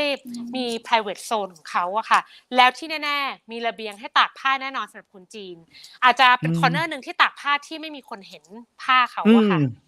นี่คือสิ่งที่เราศึกษาพฤติกรรมแล้วมาประยุกต์ให้เข้ากับธุรกิจของเราที่จะทำให้ตอบโจทย์ของผู้บริโภคนะคะครับผมโอ้โหนี่ไปใช้ได้กับทุกธุรกิจเลยนะครับอย่างที่คุณแป้งยกตัวอย่างมานี่นะครับผมครับครับผมถามนิดนึงถ้าสมมุติว่าตัวผมเป็นคนไทยผมไปเนี่ยไปปีนี้สมมติผมอยากไปผมจองยูราน่าครับผมผมไปแล้วเนี่ยวันหนึ่งผมไม่อยากไปเที่ยวข้างนอกเลยวันหนึ่งเนี่ยถ้าเกิดผมเข้าไปพักเนี่ยผมจะได้พบอะไรในนั้นบ้างครับผมก็ถ้าไปพักนะคะช่วงแนะนำว่ามาพักช่วงเปิดตึกใหม่แล้วนะคะก็จะได้พบค่ะก็จะได้พบเรามีไฮไลท์ค่ะคอฟฟี่ช็อปของเรามีจุดโดดเด่นไม่เหมือนใครอันนี้ขออุบอิบไว้ก่อนแล้วกันนะคะต้องมาแต่มีแน่ถึงจะทราบเดี๋ยวจะมีการโปรโมทแน่นอนนะคะมีจุดไฮไลท์ที่ให้ถ่ายรูปคือเดินเข้าไปแล้วเนี่ยก่อนเข้าโรงแรมมันจะรู้สึกว่าในโรงแรมนี้จะมีอะไรเหรอจะมีจุดให้ถ่ายรูปเหรอคนไทยคนจีนจะเป็นพวกชอบโพสต์ชอบแชร์ชอบถ่ายชอบอวดว่าฉันได้มาเช็คอินที่นี่แล้วยูราน่าเวอร์ชั่นใหม่ใช้ไรกว่าเดิมมีจุดให้ถ่ายรูปที่ประทับใจแน่นอนเพราะว่าเข้าไปตึกใหม่เนี่ยเป็นโคโลเนียลสไตล์แล้วก็จะมีโซนกรีนการ์เด้นที่จะเป็นโซนสไตล์อังกฤษนะคะไว้ถ่ายรูปแล้วก็จะมีร้านคอฟฟี่ช็อปกาแฟสูตรพิเศษ นะคะ ซึ่งมั่นใจได้เลยว่ามาแล้วต้องติดใจแน่นอนโอ้เข้ามานะคะ ก็คือแล้วก็มีสระว่าย มีมุม น้ำ ถ่ายรูป ด้ว เย ย อะ มีสระว่าย ค่ะ น้ำ มี ด้วย มุม สำหรับ สระ ตึ ว่าย ก น้ ใหม่ ครั ำ ใช่ ผม เรียกว่า ค่ะ ไปครั้งเดียวพัก พักสัก 3 วันเนี่ย มีรูปสามารถไปโชว์ได้ถึงปีหน้าเลยใช่ไหมครับผม? ใช่อะ มี เอา รู เป็นว่า ปโชว์เลย เอาเป็นว่าโชว์ในฟีดแล้วเนี่ย เพื่อน อื ต้องถามว่า อ "เฮ้ย ๆ ตรงนี้ที่ไหนอะ ๆ อา สวย เอ จัง" ใช่ อย่างเงี้ สำ ยค่ะ จะต้องตามมาแน่นอน ค่ะ ครับ อันนี้เป็น อินไซต์ หนึ่งเลยหรือเปล่า? สำหรับลูกค้าที่คุณแป้งมองเห็นแล้วว่า เอ๊ะ ใช่ แห ที่เรา มัน ที จะ ่เรา แบบ ที่เราเรียนรู้มา แล้วเราก็ อืม 1 สังเกตจากพฤติกรรม บางทีเราไปนั่งหน้าฟรอนต์แล้วแกล้งทำเป็น อืม เราแกล้งทำเป็นลูกค้าคนหนึ่ง อืม เราไปนั่งๆ ๆ หน้าฟรอนต์กินกาแฟ แล้วก็สังเกตว่าพฤติกรรมแต่ละคนเขาเป็นยังไง อ๋อ ฝรั่งเป็นอย่างงี้ คนจีนเป็นอย่างงี้ คนจีนชอบถ่ายแล้วก็แชร์ แต่ก่อนเนี่ย เราแม้กระทั่งเอาตัวเองเข้าไปใน เขาเรียกว่า จำไม่ได้เรียก อื WeChat ม Weibo หรืออะไรที่เขาเป็นอะไรที่เขาชอบแชร์แล้วแชร์กัน WeChat ว เรามีพนักงาน เเรามีพนักงาน Weibo คนจี ครั น บ เพื่อที่ อื จะแทรกม ซึมเข้าไปตรงนั้น และโพรโมตโรงแรมยูเรนาเข้าไปในกลุ่มคนจีนนั้น อื นะคะ ม ซึ่งทำให้คนจีนดึงมา แล้วก็หาที่จุดแชร์และแชร์ อืม ๆ ๆ เราก็รีบจัดที่ setting ให้แบบแชร์และแชร์ โอ้ แช โฮ แล้วก็แชร์ แล้วก็แชร์เพิ่มขึ้น เป็นอะไรที่เป็นแมกเนตมาก เพราะเราอยู่ใกล้จุดที่เขาถ่าย Movie Lost in Thailand พอดี ก็เลยเป็นอะไร อา ที่ ๆ เราเป็น learning เลยว่า ตึกใหม่ที่เราทำ สวนใหม่ที่เราทำ หรือ คอฟฟีช็อป ที่เราทำ ต้องมีมุมแชร์และแชร์ ให้กับทั้งคนไทยและคนจีนนะคะ แล้วก็เราจะเจาะกลุ่มตลาดคนกรุงเทพและคนในประเทศไทยมากขึ้นนะคะ มีการ ครับ co-partner กับโรงแรมที่ภูเก็ต co-partner กับโรงแร ม มที่แต่ละภาคของประเทศไทยอะค่ะ อืม ๆ ๆ ฮึ อืม ครับผม โอ้โฮ ดีใจ พอฟัง ด้วย เออ เนาะ ครับ ค่ะ คือมาจากการบริหารของคุณแป้งเลยล้วน ๆ เลยเนาะ ใน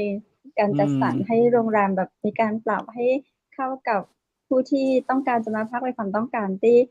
ถูกต้องแม่นยำเลยเนาะ เข้าไปแล้วเราผิดหวังอะเนาะ มาแล้วต้องมาซ้ำ แล้วก็มาแชะ แล้วก็แชร์ ค่ะ อื อื ม อ ค คุ รั ณ บผ แป้ง ม ตะกี้ เราได้ยินคุณแป้งบอกว่า ก่อนที่โควิดจะมา เรามีเจ้าหน้าที่ของโรงแรมเกือบ หรือว่า 50 คน แล้วพอโควิดมาเนี่ย เราเหลืออยู่ 10 กว่าคน แล้วพนักงานของเราที่บ่อยู่แล้วเนี่ย 30 คนนะเจ้า เราจัดสรรจะใดอะเจ้า เพิ่นเอาไปเองหรือว่าจั่งใดเจ้า? คืออย่างที่แป้งบอกนะคะว่า เรามองว่าพนักงานเราอะเป็นครอบครัวเดียวกันนะคะ คือเราให้ใจพนักงานเหมือนกับเป็นครอบครัวเดียวกัน ต้องพูดได้เลยว่าตอนช่วงโควิดเป็นช่วงที่เป็น hard time ทุกคน ของแป้งมาก อา เหมือนกัน และแป้งก็เชื่อว่าเป็นของทุกคนนะคะ อืม สิ่งที่เกิดขึ้นเนี่ย เราเรียกพนักงานมาคุยนะคะ แล้วก็ประกาศ แล้วก็ขอความร่วมมือ สลับงานกันมาทำงาน เพื่อที่ว่า ช่วยกันประหยัดนะคะ อย่างแรกเลยแป้งบอกว่าทุกคนเนี่ยเป็นส่วนหนึ่งของความสำเร็จองค์กร เพราะฉะนั้นเนี่ยแป้งไม่อยากจะทิ้งใครนะคะ อยากจะดูแลทุกคนไปด้วยกันให้ผ่านวิกฤตนี้ไปด้วยกัน แต่ในขณะเดียวกันเราก็ไม่สามารถแบกรับภาระในเรื่องของค่าใช้ เข้า จ่าย ใจเล มาย กได้ เพราะฉะนั้น อือ เนี่ยแป้งก็จะขอพนักงานเนี่ยสลับกันมาทำงาน อืม นะคะ ลดวันกันมาทำงาน โดยที่พนักงานของยูราน่าแป้งบอกได้เลยว่าแป้งรักมากๆ แล้วก็ให้ใจมากๆ ก็คือเขายินดีที่จะให้ความร่วมมือนะคะ เพราะว่าเขาเองทราบสถานการณ์ และบางคนก็พยายามเลยหาอาชีพเสริมอะไรเงี้ย ซึ่งแป้งบอกได้เลยว่าใครที่หาอาชีพเราดีใจด้วย เพราะเราอยากจะส่งเสริมเขาให้เราไม่อยากให้เขาอดตายอะค่ะ คือเราอยาก ถ้าเขาไปได้ดี พอถึง ผม เวลา ว่า ทุกอย่างที่มันดีขึ้น เรายินดีรับเขากลับมาเหมือนเดิม นะคะ แล้วก็เพราะฉะนั้นนี่คือสิ่งที่เกิดขึ้นในช่วงโควิดเนาะ แล้วก็เขาก็จะมีการสับเปลี่ยนกันมาทำงาน บางคนก็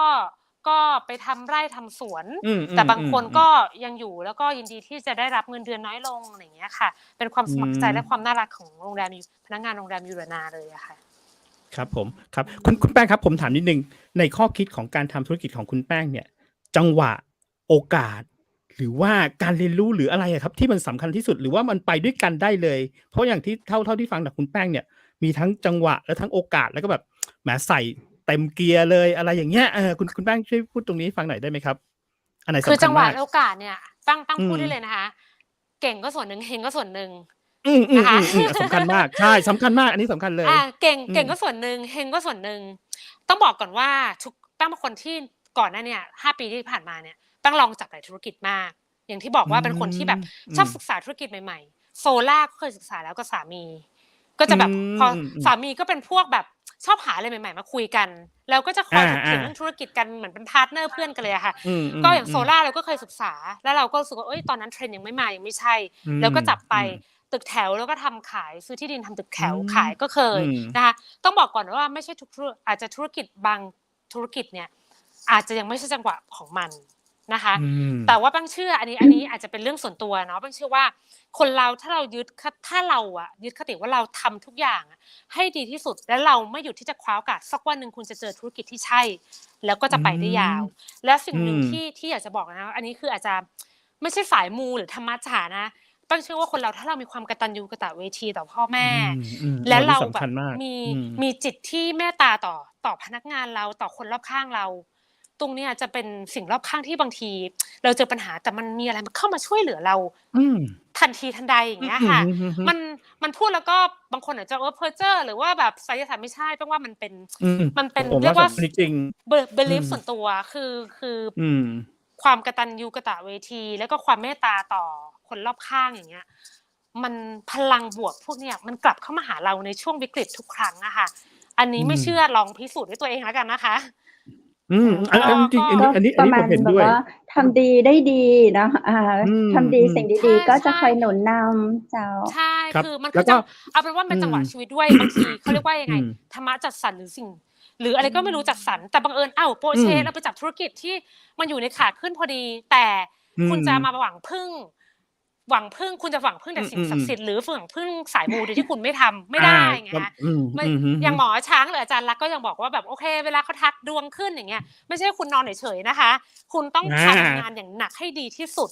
เพื่อคว้าโอกาสตรงนี้นะเพราะฉะนั้นแป้งเนี่ยคนรอบตัวจะบอกว่าสายมูแต่คนรอบตัวก็จะรู้แป้งทำงานหนักคือแป้งสู้ทุกอย่างทำจริงจังทุกอย่างเพราะว่าโอเคเราจับธุรกิจนี้ตอนนี้อาจจะไม่ใช่โอกาสแต่เราก็ลองหาธุรกิจใหม่ๆมาจับถึงจุดนึงมันใช่โอกาสก็ได้แล้วก็พาเราถึงจุดที่ใช่นะคะก็อยากจะเป็นกำลังใจให้กับทุกคนด้วยที่กำลังหาโอกาสในการทำธุรกิจอยู่ครับผมนะคะครับความล้มเหลวไม่ใช่เรื่องใหญ่ใช่ไหมครับต้องบอกว่าเคยมีแบบไปจับแล้วไม่ใช่ความล้มเหลวคือสิ่งที่สอนเรามากกว่าอันนี้เล่าให้ฟังเลยนะคะตอนแรกแต่งงานใหม่ๆเมื่อ4 ปีก่อนตอนแรกทำตึกแถวเมื่อหลายปีก่อนนะทำตึกแถวขายนะคะทำตึกแถวซื้อที่4 ปีเมืองนะคะตอนมีลูกคนแรกซื้อที่4 ปีเมืองแล้วก็สร้างตึกแถว8 ห้องขายชื่อโครงการ My Space ตอนแรกเราก็ปกติแล้วเนี่ยต้องมีคนจองตั้งแต่ก่อนที่ยังไม่ขึ้นโครงการนี่แล้วโปรโมทใน Facebook ถ้าไม่ขึ้นโครงการนั่งร้องไห้ค่ะวิ่งไปหาอากงตอนนั้นสมัยนั้นอากงยังมีชีวิตอยู่นะคุณสุภเลิศกินยังเลิศสิ่งนึงที่อากงพูดบอกว่าสู้แค่นี้เรื่องแค่นี้ไม่ย่อท้อนะคะแล้วก็เคยมีประสบการณ์ว่าพอตึกสร้างเสร็จแล้วขายได้มีคนคืนเงินจองเพราะว่ากู้ไม่ผ่านเราเฟลเราร้องไห้แต่พอมาถึงทุกวันนี้เรากลับมองว่าตึกแถวขายได้หมดแล้วเรากลับมองว่าบางทีมันเป็นจังหวะของมันเองแล้วบางทีเรามองว่าทุกอย่างเนี่ยมันเป็นการเรียนรู้ทำให้เราแข็งแกร่งขึ้นนะคะจนตอนนี้เรามองว่า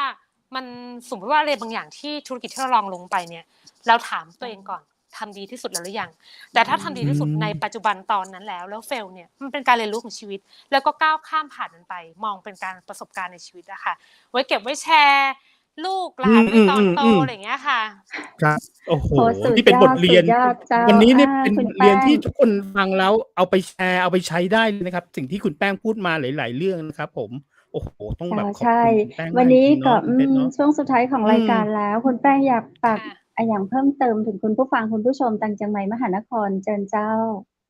ค่ะก็อยากจะฝากนะคะว่าก็แป้งก็หวังว่าเกร็ดในการใช้ชีวิตหรือในการดำเนินธุรกิจของแป้งเนี่ยหวังว่าจะเป็นประโยชน์ให้กับทุกท่านที่กำลังรับฟังอยู่ไม่ว่าตอนนี้ท่านจะเป็นพนักงานประจำนะคะหรือท่านกำลังทำธุรกิจที่เป็นเจ้าของธุรกิจอยู่แป้งเชื่อว่าคำหนึ่งที่ทุกท่านจะเจอคือปัญหาไม่ว่าจะเป็นปัญหาในการดำเนินชีวิตในเรื่องต่างๆแป้งขอเป็นส่วนหนึ่งในการให้กำลังใจแล้วก็บอกเลยว่าอย่าย่อท้อมีสติอยู่กับปัจจุบันทำให้ดีที่สุดแล้วก็มองบวกแล้วก็สุดท้ายเลยความกตัญญูแป้งคิดว่าอันนี้คือคติพจน์ของแป้งเองนะว่าคนเราถ้ากตัญญูสิ่งดีๆจะเข้ามาในชีวิตเองนะคะแล้วก็จะฝากไว้นะคะว่าสู้ค่ะไม่ว่าจะวิกฤตเศรษฐกิจโควิดแค่ไหนเราสู้ นะคะ ครับ โอ้โห เลือด ฟัง ส แล้ หาว พันธุ์นี้เข้ม แหม ข้นแต๊ะๆเลยเจ้า จะบอกคุณแป้ ค ง รับ ว่าข้าเจ้านี่เป็น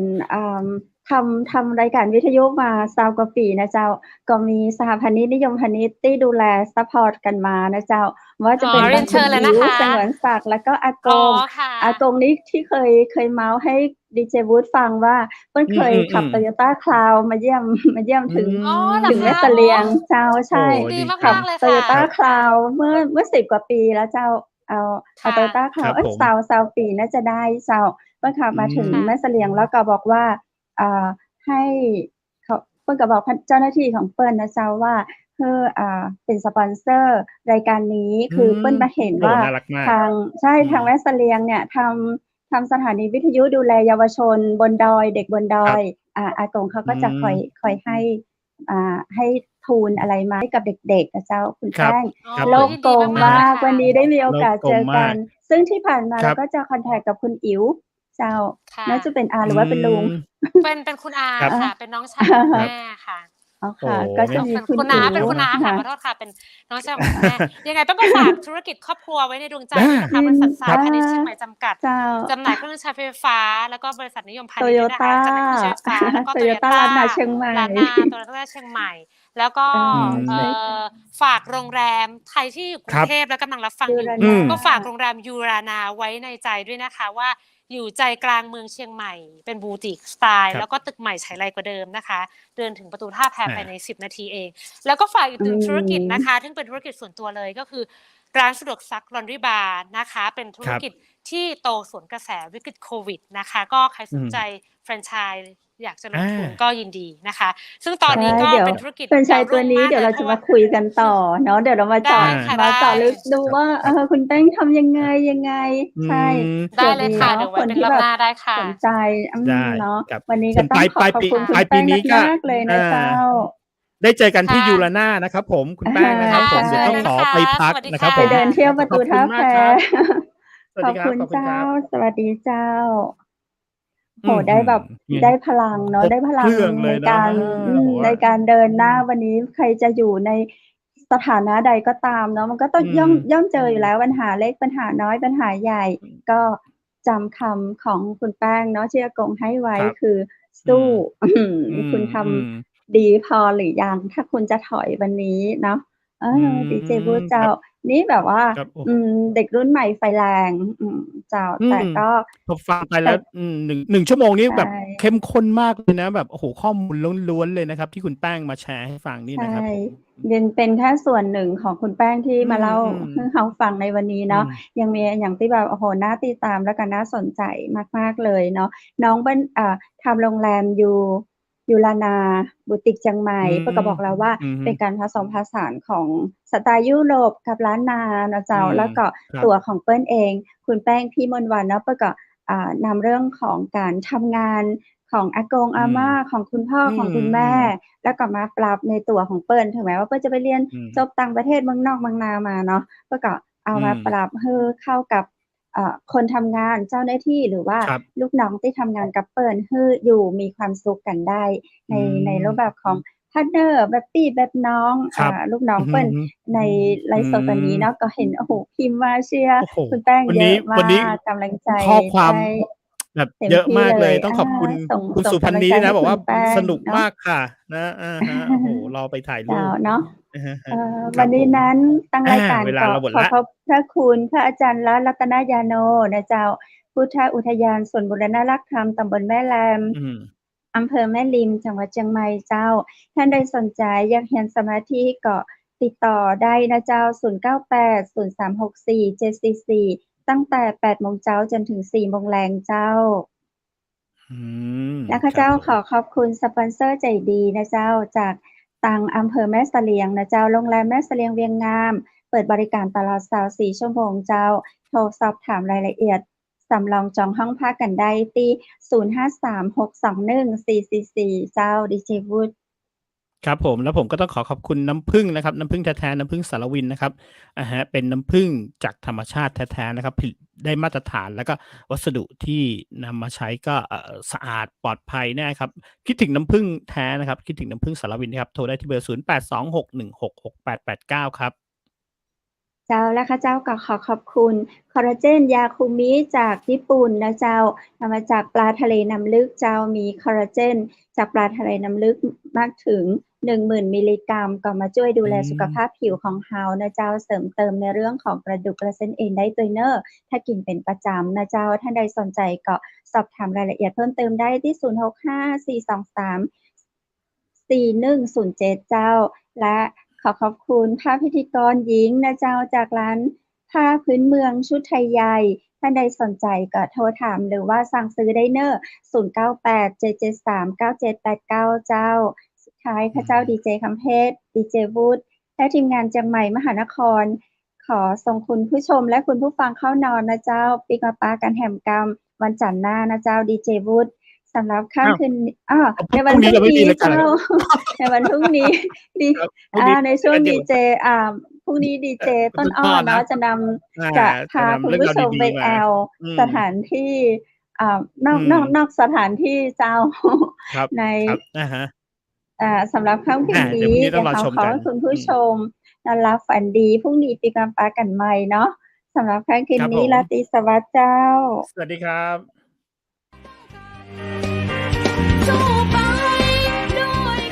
สถานีวิทยุเจียงใหม่มหานคร 107.25 เมกะเฮิรตซ์ขอแสดงความห่วงใยและเป็นกำลังใจให้ทุกท่านในช่วงการระบาดของโรคโควิด -19 ในครั้งนี้